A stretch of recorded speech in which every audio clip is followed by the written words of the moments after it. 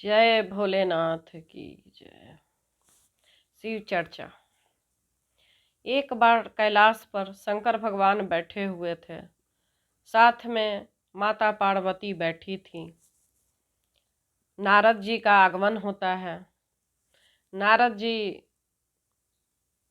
आकर कहते हैं कि माँ, हे माता जगजननी, हे स्तुति करते हैं कि हे माता जगजननी, हे कृपादायिनी, हे मोक्ष प्रदायिनी, हे माँ, ये प्रभु से पूछिए ना कि ये मुंड की माला क्यों पहने रहते हैं।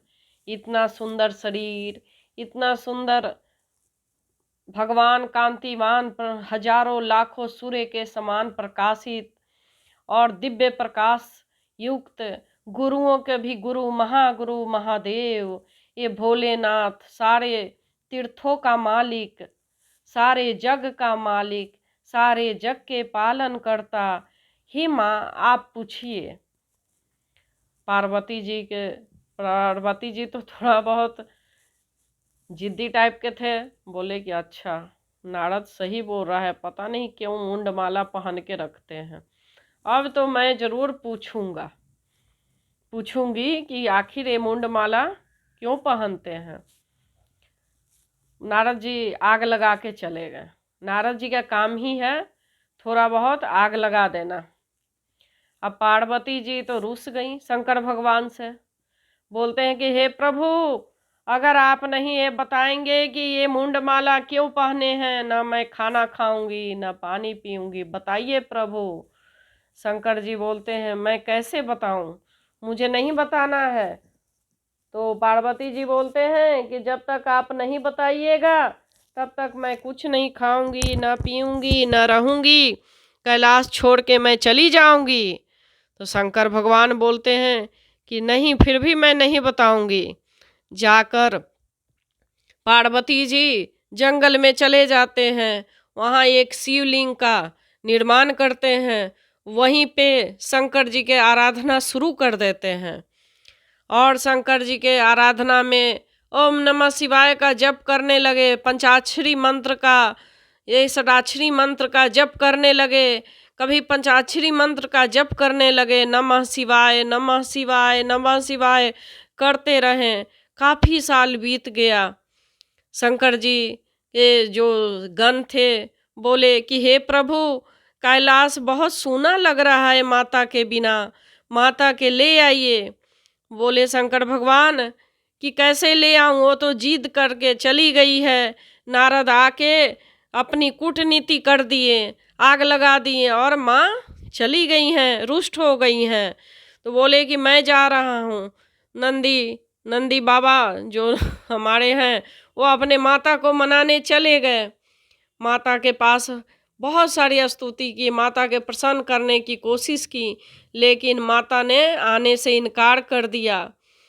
सारे एक एक करके सारे गण गए माता को बुलाने, लेकिन माता नहीं आई। वो हमेशा भगवान का ध्यान करते और नमः शिवाय का जप करती रही। काफ़ी काल बीत गया। एक दिन शंकर भगवान इतने भक्ति से प्रसन्न हो गए।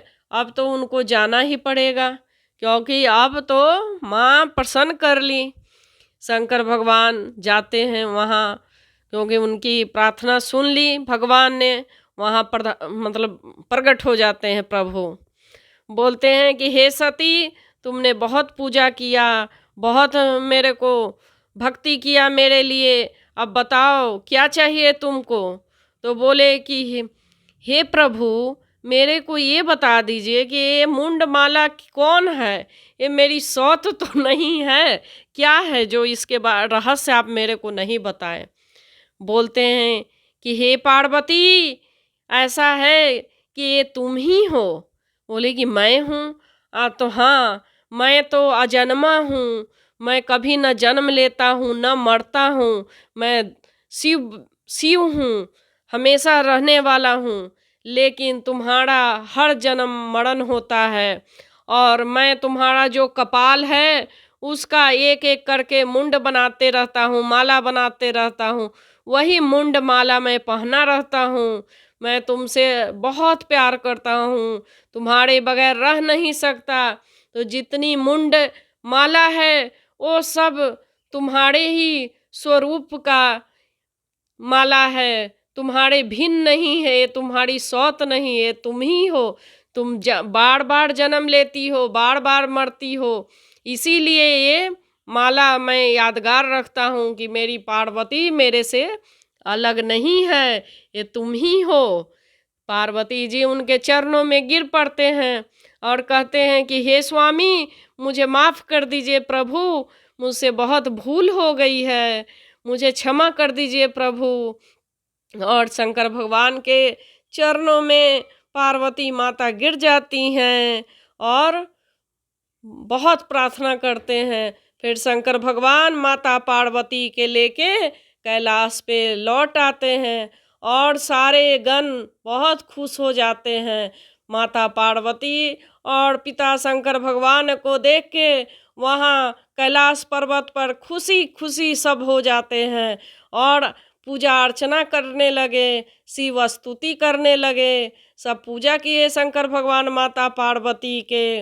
और इसीलिए कहा गया है कि किसी के कहने पर आप मत जाओ, हमेशा देखो क्या हो रहा है। यही इस कथा से निकल रहा है निष्कर्ष कि भगवान को भी लोग नहीं बख्शिश करता है, हम लोग मनुष्य हैं।